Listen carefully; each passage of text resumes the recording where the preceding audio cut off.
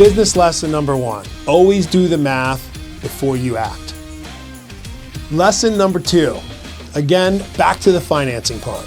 You must align the terms of which you're going to borrow money or your financing with the way in which you are able and intend to pay it back. Lesson number 3, focus on what you're good at or what you set out to be great at before you try to be everything to anyone. Lesson number 4, maintain your integrity even when others don't. Lesson number 5, adapt and persevere through those dishonest moments and those pain points.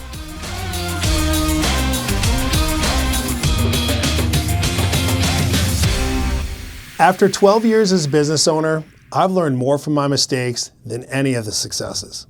Too often, most business owners, myself included, talk about some of the successes, talk about the lessons that we've learned, but we very rarely show and share the mistakes that led to those lessons and knowledge we received.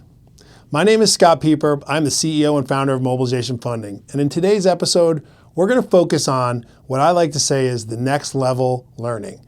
That is, if you can learn from someone else's mistakes and avoid them in your own way, skipping years of pain and hardship, that's what the real gurus do.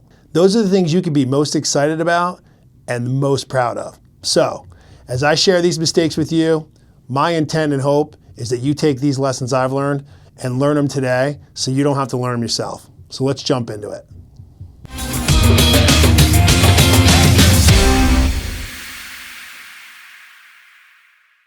The first thing I want to talk about with all of you is I want to give you a little background. So I've been in business here at Mobilization Funding for almost 13 years, a little bit more than 12, but not quite 13. And over this journey, it looks like a mess and a roller coaster early on. It felt great, it felt bad. Today still feels great sometimes and sometimes feels bad. Those are all normal things. But what I want to adopt today, and that's a podcast we'll talk about later, but today what I want to focus with you on is the first thing is your mentality and how you look at the mistakes that are made, how you look at where you're going to learn lessons, how you think about what you learn, where you learn it from, and how do you grab the tools and skills and attributes that you need to get to where you want to go. So first, where you want to end up 5 years, 10 years, 15 years from now, you're not going to get there in one big bite. You're not going to get there in one giant swing. You're not going to get there from just one customer.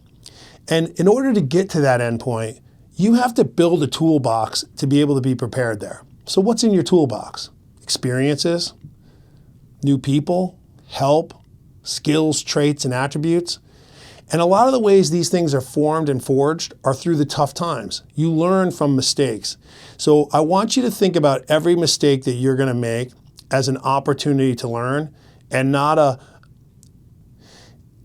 certification that, yep, you did it again, you screwed up. Don't think of it that way.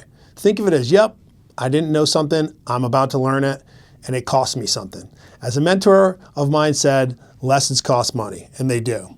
The key here, what we're trying to do, is teach you some of these lessons today through my stories that won't cost you as much money as they might have if you make them bigger down the road when your jobs, your company, your projects, your customers have a much higher dollar volume to them. You can learn these mistakes from other people and you can learn them on your own. So today we're going to tackle those and I'm going to get right into it. But first, that mindset is key. So everything I'm showing you, think about lessons as opportunities to learn, and therefore you'll never make a mistake again that you won't have value in.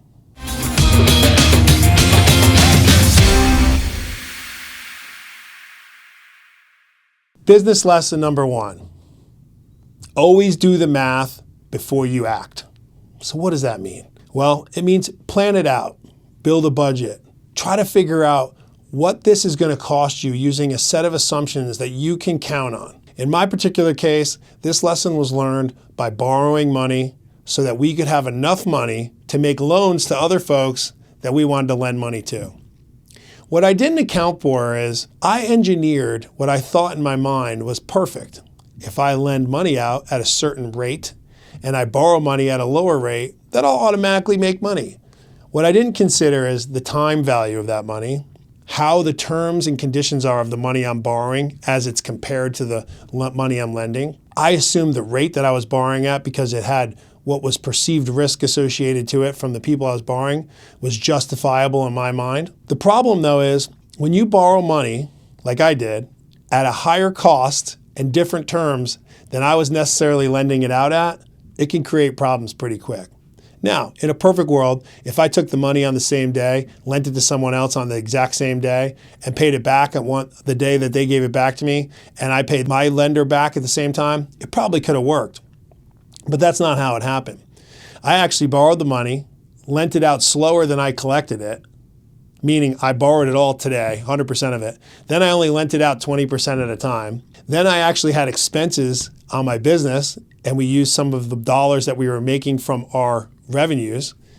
And then when it came time to pay the lender back, the only amount of money we had was the exact amount in our account, and we had no more money. And so we didn't think about these things through, and it actually ended up costing us some dollars. It also cost us a few customers because while we were trying to deliver for these customers, we didn't necessarily have the money that we needed in as efficient and a time stamp that they did. That was one of the first lessons I learned within the first few months of business. I made a note of that, wrote down the lessons, tried to keep a journal of what those were. And you know what?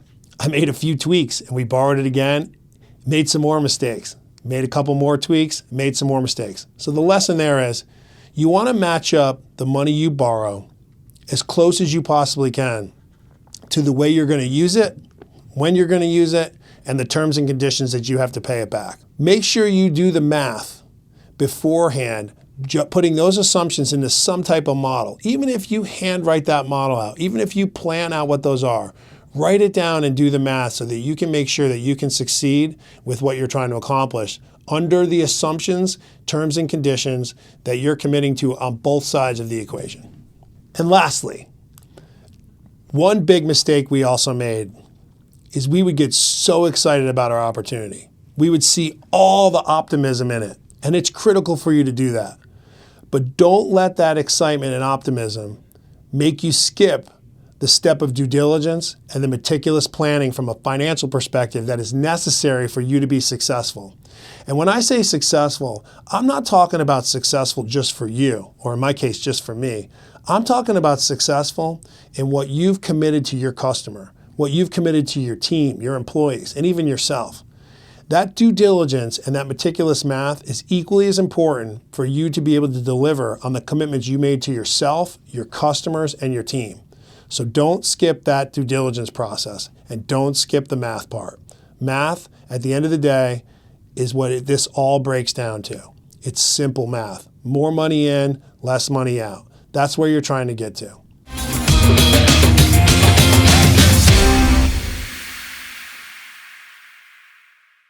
Lesson number 2, again, back to the financing part. You must align the terms of which you're going to borrow money or your financing with the way in which you are able and intend to pay it back. If you cannot do that, you must do it as close as possible and then realize any break in those changes is where your risk is going to lie.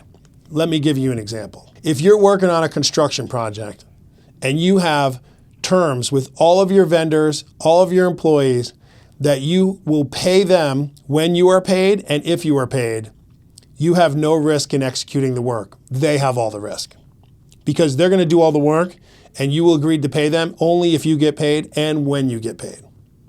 In the financing world, it's very similar to that process. If you borrow money today and you commit to a daily, weekly, or monthly payment, but you're paid actually only every 90 days, it is critical for you to make sure that you have enough cash and you financially model this properly that you can float those 90 days. You can adjust for any problems that might occur. That if there's issues and problems, you're going to be able to mitigate them because maybe you borrowed more than you necessarily needed to provide that cushion. Maybe you already had cash or equity that you put in the business yourself and this financing is just helping you bridge that additional gap. There has to be some math done to accommodate for the incongruency of those terms. The easiest example I like to give for construction companies specifically is a merchant cash advance loan. If you were to take out a merchant cash advance loan and make daily payments back to it, or even weekly payments, but yet you're only paid every 30 days, or in most cases, you actually aren't paid every 30 days, you can only invoice every 30 days, and then you can actually get paid 30 days later. That's 8 weeks of time that have gone by, sometimes 9, from the time you borrowed the money or needed the money till the time you paid it back. And over that 9 weeks, if you've made 9 weekly payments, you could actually have a significant amount of those dollars already used up just for the float of the 90 days or the 60 days. Now, when you're paid in 60 days, you're going to have that much less money that you can use to even be able to pay that loan back or keep floating the rest, because now you're also going to have weekly payments associated to that. And in this construction world, think about it. What if it's a short month? What if it's for your first pay app? What if you only worked on the job for 2 weeks? You're not even into the cycle yet. These are the kind of things I'm talking about, as opposed to someone who might provide you a loan and allow you to make interest-only payments, very small payments. Maybe they give you the first month you don't make any payments, and then you only make payments starting weekly, even if it was weekly. But there were very small interest payments, and they built up to match the cash flow of your project. These are the kinds of things I'm talking about and considering and where you're at. Now, those programs don't necessarily exist in the merchant cash advance world, but if they had, I would have given you an example on that. Or let's take factoring, for example. Factoring might work well for you as well. However, if you're only getting an 80% advance of your invoice and your project has less than a 20% margin, you're going to have a hard time cash flowing that whole project, even though you're getting an 80% advance on that invoice.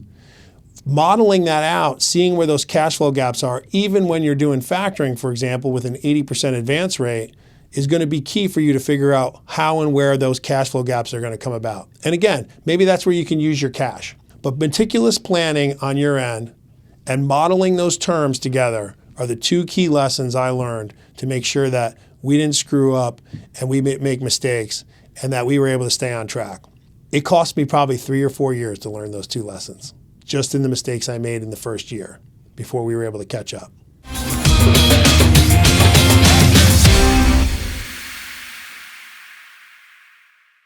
Lesson number 3, focus on what you're good at or what you set out to be great at before you try to be everything to anyone.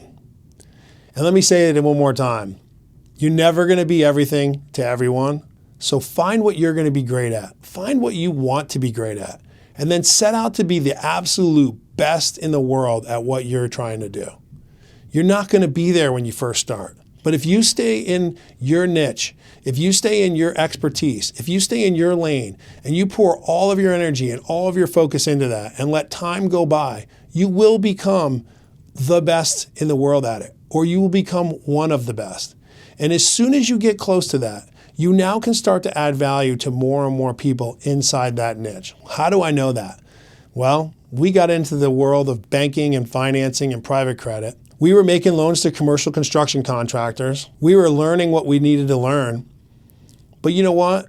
We didn't know about every project. We tried to do factoring one time.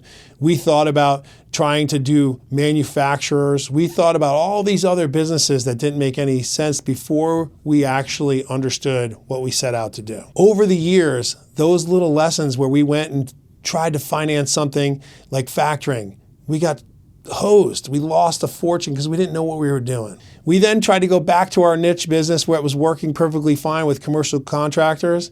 And then we'd step outside that and try to finance a general contractor. Then we stepped outside that and tried to finance a postal contractor doing logistics.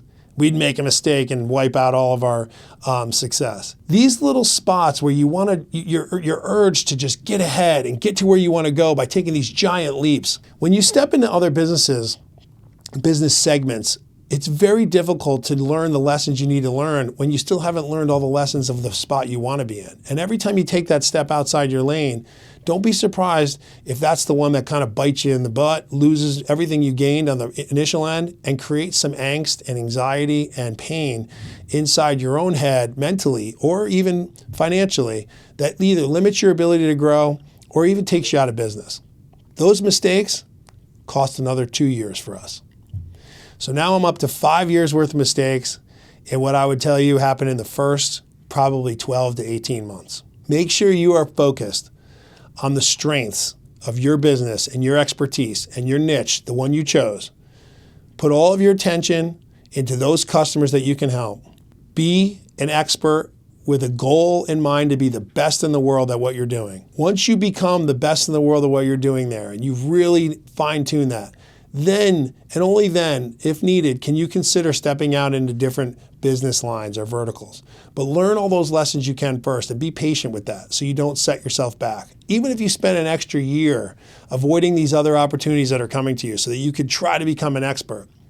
Based on my history, and if you've taken a similar path to me, that would have saved me still 4 extra years. Even if I spent an extra year learning, or even 2, I would have been able to gain back 2 or 3 of those 5 years that I lost.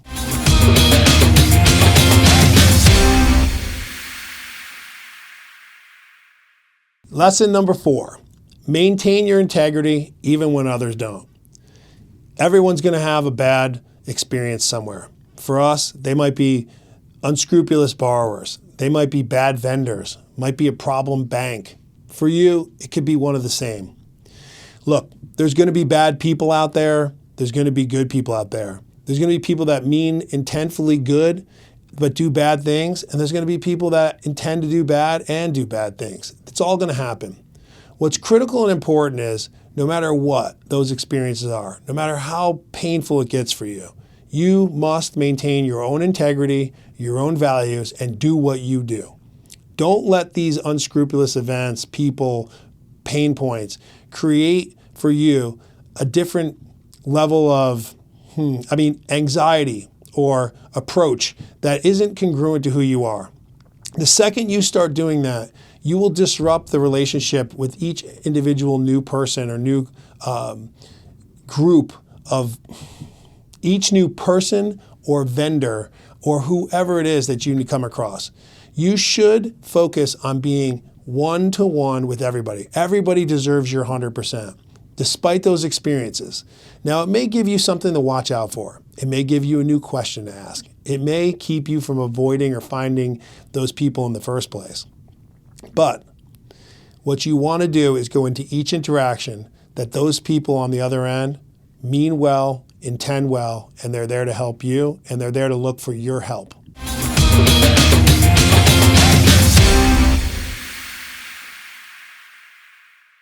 Lesson number 5, adapt and persevere through those dishonest moments and those pain points. Mentor told me the only time you lose is when you quit. And it's the truest thing I've ever heard. You must continue with your path no matter what comes about. Now, that doesn't mean you don't adjust your path. It doesn't mean that you don't find a different way. But if you set out on a business journey and you're committed to it, don't let these instances of problems occur, betrayals occur, dishonesty occur, force you to quit. You got to keep moving. Again, we're talking about lessons learned. I'm so grateful for that lesson. There's so many times I wanted to quit. There's so many times I still want to quit. But you just keep moving, because each time I look back now, I think about the things that are pain points today or the things that were pain points 8 or 9 years ago. They're not even like a problem today. They're not even something that would even keep me up at night, or I would just step right over. So the journey is important, but make sure you don't quit. Persevere through it. Don't let these bad instances stop you from grabbing those lessons, grabbing the right mentality and attaching it to this process, putting those skills, attributes into your bucket, and making sure you keep moving. The only time you are going to completely fail is if you absolutely quit. Don't let one bad person and your experience with them allow you to paint every other person that looks like them, talks like them, or is in the same realm from them, customer-wise or other. Be painted with the same brush of the dishonest person. Not everybody's dishonest. Not everyone's going to do the same things. But if you lead with the mentality of the negative, you are going to draw more of that negative to you. I'm going to give you an example. We had a customer, a potential borrower that came to us. We made a great loan to. Worked well. 2 or 3 times down the road on our second and third loan, new things started to pop up. We kind of ignored them. My brain told me that we need to hire our attorney to kind of investigate those contracts, spend a little bit of money up front proactively to help our customer. Something about the way that they were actually going about their contracts didn't make sense. had the message, felt the sense, had the right idea and thought, but I didn't act on it. A couple months later, we found out the customer was doing work for their customer without a signed contract. Their customer, the project never took off. They did a lot of work in the ground, they got a lot done, but it was never actually executed. Therefore, they had no recourse to getting paid. Their general contractor didn't get paid, but they were doing the work ahead of time because they wanted to do this work. They wanted to get it out of the ground. They meant well. What would have been critical for us if I listened to myself, hired our attorney to review their contract documents, review the project itself, we would have found that one, they didn't have an executed contract fully. They also did not have project financing overall. The developer did not have the financing overall on the project, which created the problem from the first place. So when the developer didn't do the project, didn't pay the general contractor didn't pay our subcontractor, there was the problem. But the real problem isn't that. The real problem is I didn't listen to the lessons I already knew, and the messaging I already knew, and the thoughts I already knew. And if I had done that, not only would I have saved ourselves, but I would have saved our customer from a lot of anxiety too. So learn those lessons, trust your gut, spend the proactive dollars when you have those thoughts, and make sure that you're not repeating mistakes and painting people with the same brush.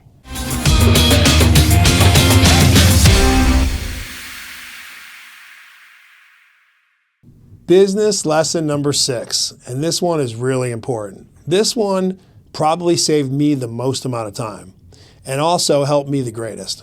And this is find mentors that you can trust and link up to them.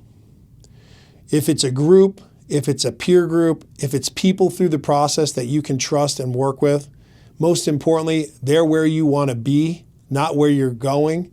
They're not with you, alongside of you. They are the people who have already done and accomplished what you want. Find those people that have real businesses. They've done real things that you're tangible and you can see. And then find those mentors, link up to them, take the information that they're willing to share, and implement it into your business. You can't just join the group. You can't just read the book. You can't just sign up for the coaching session. You have to do all of those things. But then the most critical thing you have to do, your job, is to figure out how to apply that to your business. How does that lesson, that concept, apply to you, your business, your team, your customers? That is the critical juncture. If you can do those things, you can gain back not only the years of the mistakes that you've made, but you can actually proactively see mistakes coming in advance. The lessons and concepts you learn from your mentors are just that. They're lessons and concepts. They are not there to tell you what to do, when to do it, how to do it, what to say. They can give you a lot of pointers, but only you know exactly how to take those concepts and relate them to your business. Your ability to do that will be the defining key to the success that you have taking the information, education, and tools given to you by those mentors and implementing them into your business and finding success. Your ability to do that is the key.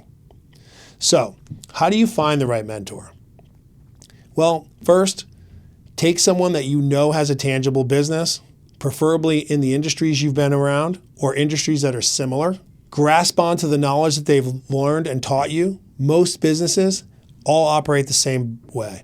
You have money in, you have money out. You have a team and employees. You have core values. You have a product or service you're trying to deliver. You have customers. The general themes are all there.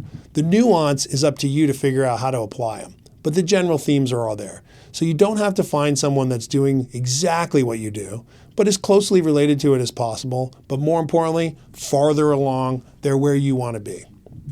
And then second, devote that time and energy.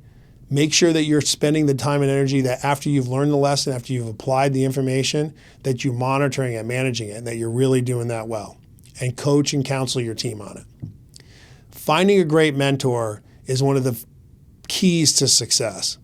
Determining which one that is and how you're going to apply the information, that's the part that's up to you. At Mobilization Funding, we went 6 years banging around, making mistakes, a lot of what I've just shared with you. In 2019, I was able to join a group of folks led by 𝗍𝘆𝗺𝗀𝗀 and 𝗍𝘆𝗺𝗻 called the 𝗟ci Syndicate. And I was very fortunate to learn about this at the very beginning. And exactly what I just described to you is exactly what I received from Andy and Ed. Now, to give you an idea, I'm in the private lending business. Andy owns and runs multiple different businesses that are retail-based, they're supplement-based, they're in the health and fitness industry. Ed has run a financial business, other retail businesses, and investing. Both have numerous business lines and other things that they've done, but none of them have an exact lending business like mobilization funding. But all those concepts taught there, I was able to extract them and apply them to mobilization funding. And that's what helped me lead to a lot of the different advances over those periods of time and getting through those hurdles, those initial hurdles, those mid-tier hurdles, and still to this day are those hurdles that we're trying to accomplish. But those lessons and concepts from people that have been there who are also willing to share, whether you get them from a book, whether you get them from a coaching session, whether you get them from whatever method it is, there's so much free information out there from great people. That's the key piece to you. That single journey of joining the 𝗟ci Syndicate, committing to the lessons and applying them is probably one of the greatest things that ever happened in mobilization funding, and will definitely, without a shadow of a doubt, one of the keys to the personal and professional success. So number 6 lesson here, find mentors and learn from them. That's the most important thing.